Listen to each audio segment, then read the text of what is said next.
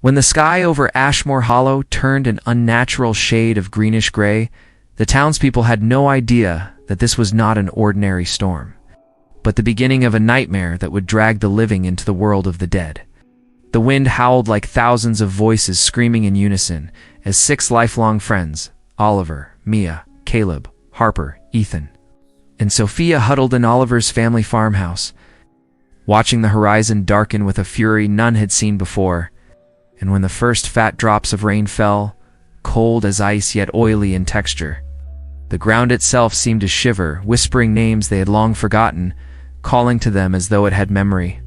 The first strike came when the body of Mrs. Whitaker, the elderly widow who had died the previous year, rose from the soaked soil in the front yard, her eyes black, pit skin gray and slick, moving unnaturally fast, her lips curling into a cruel smile as she reached for Ethan.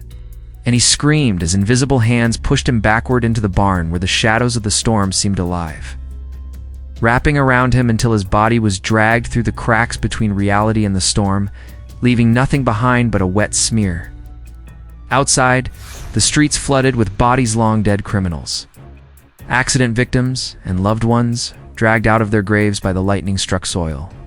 And the rain carried the stench of rot and decay, mixing with the screams of those still alive, as the storm seemed to feed on fear itself.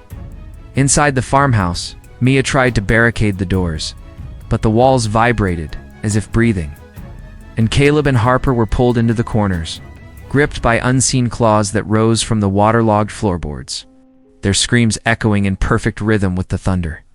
Sophia, panicked, ran upstairs to the attic, only to find the corpse of her childhood friend who had died months ago, standing at the far window, arms outstretched, whispering her name in a voice that was her own but hollow and wrong. And when she tried to flee, the staircase twisted, folding like paper, and she was crushed by the warped timbers before she could reach the second floor. Oliver ran outside into the torrential downpour, the wind flinging debris and dead leaves around him. And everywhere he looked, the dead clawed their way from flooded graves, dragging their decayed bodies through mud and water, some reaching for vengeance, others simply trying to return to those they had once known.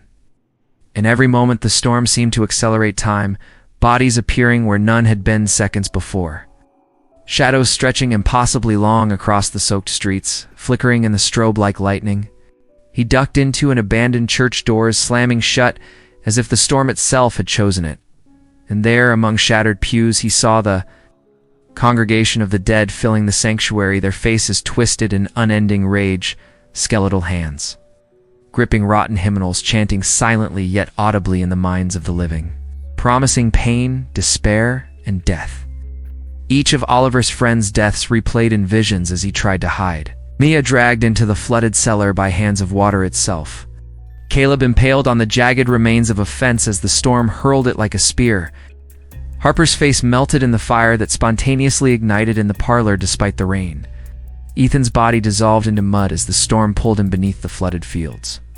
Sophia's screams echoing through the night as she was split by a falling tree.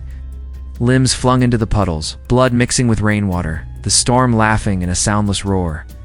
Oliver ran from the church, the town now fully submerged in darkness and wet decay, streets lined with corpses moving in impossible ways, eyes glowing faintly under the thunderclouds, seeking unfinished business dragging away. Anyone foolish enough to run, and even pets and livestock risen from the dead, joined the tide of horror. Lightning struck in rhythmic violence, each flash revealing bodies suspended midair, writhing, screaming faces frozen in terror, some speaking in their own voices, but distorted, warning him, others muttering riddles he could not understand. And the dead seemed drawn to the living in a way that transcended physical laws, teleporting across streets, breaking walls, passing through barriers as if the storm had dissolved reality itself into a viscous nightmare. The farmhouse was gone now, nothing but a puddle of mud and debris. And Oliver, soaked and shivering, ran along a cracked highway, barely seeing through the torrential rain as the dead multiplied. Forming a wave behind him, the sound of wet footsteps and groaning filling the air each second, a test of endurance. Until he stumbled upon the edge of town where a steep cliff dropped into a raging river swollen by the storm, and he understood, instinctively, that the water would either claim him or allow him to escape.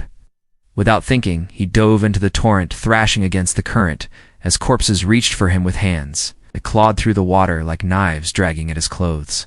Hair and flesh, and yet somehow impossibly.